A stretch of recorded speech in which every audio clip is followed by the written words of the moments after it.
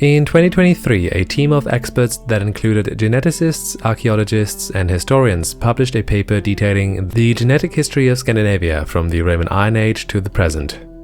The researchers found that, contrary to popular belief, Scandinavia wasn't and isn't an isolated land at the edges of the European continent, but that it, like the rest of Europe, is characterized by the intermixing of different, distinct population groups over the course of the last 2 millennia. The populations which influenced the genetic makeup of Scandinavia can be identified with Northern Scandinavians, which were and to some degree still are Uralic speaking, Southern Scandinavians, which are Germanic speaking, British and Irish groups, which at the time of their arrival in Scandinavia probably still largely spoke Celtic languages, people from the Eastern Baltic, who probably spoke Baltic languages, and people from Southwestern Europe. Although most of Scandinavia is Germanic speaking today, with only a small minority of Sami still speaking Uralic languages in the north, individuals in northern Scandinavia still carry relatively large amounts of admixture that can be associated with the original Uralic speaking populations, peaking at over 75% in the northernmost regions of Norway and reaching up to 50% in northern Sweden. This suggests that the Uralic groups of northern Scandinavia were gradually assimilated by southern Germanic-speaking groups rather than outright displaced. This admixture component gradually decreases towards the south and west of Scandinavia. Similarly to the Uralic component, British and Irish ancestry was also widespread throughout Scandinavia during the Viking Age, but was particularly concentrated on the west coast of modern Norway.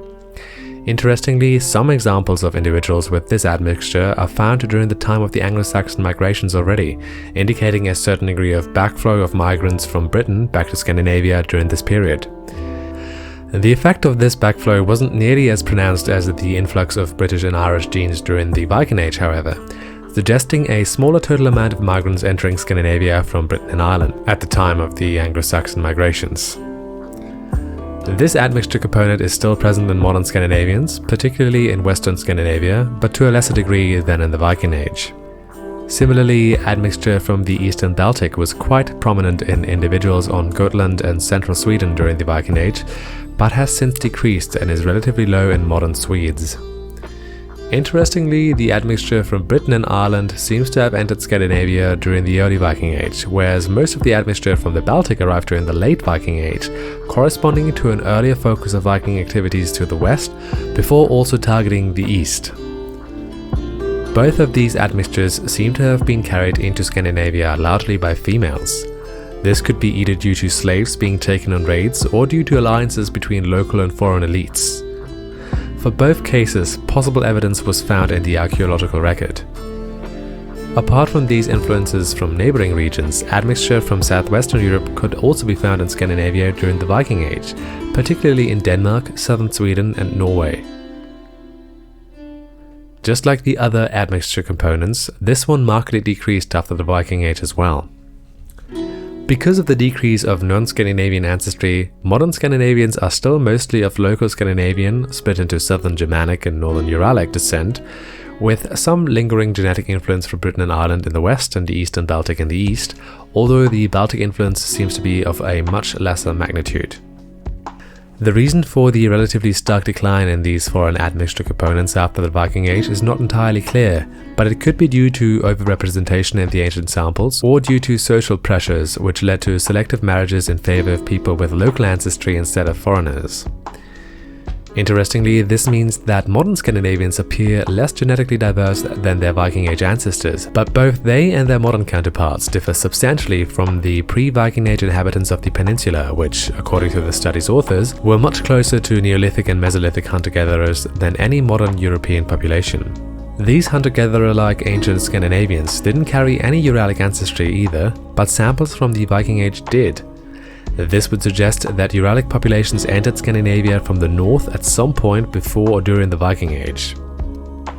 Taken together, this means that the gene flow from outside sources before and during the Viking Age into Scandinavia altered the genetic makeup of the region substantially, making Scandinavians more similar to other Europeans in the process, particularly Northwestern Europeans, even though they are not quite as genetically diverse as their Viking Age ancestors were. The genetic affinity of modern Scandinavians to other Northwestern Europeans is shown by a PCA plot by the study's authors, displaying some degree of overlap with modern Irish, English, and German populations. The plot also shows that despite the relatively strong Uralic influence in the north, modern Scandinavians appear still genetically distinct from Finns. And there you have it, the genetic makeup of Scandinavia. If you enjoyed the video, please consider liking and subscribing and let me know your thoughts on this study in the comments below. Please also let me know if you'd like to see more of these kinds of videos where I basically present the results of a singular study as I had done previously in my video on the genetic makeup of Britain and Ireland. I personally would quite like to tackle a study about the genetic history of Poland at some point in the next few weeks, so if that sounds interesting to you, make sure to stick around. Before that, however, I would like to work on something different, more like the previous video about the cultural makeup of Germany.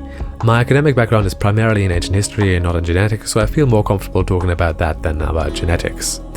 But anyway, I'm just rambling at this point. Thank you so much for watching and for all your support in the last few weeks. The channel is growing much faster than I expected, and for that I'd like to thank you. I hope that you enjoy the content that's coming, and I'm looking forward to seeing you in the next one. Until then, have a good one. Bye bye.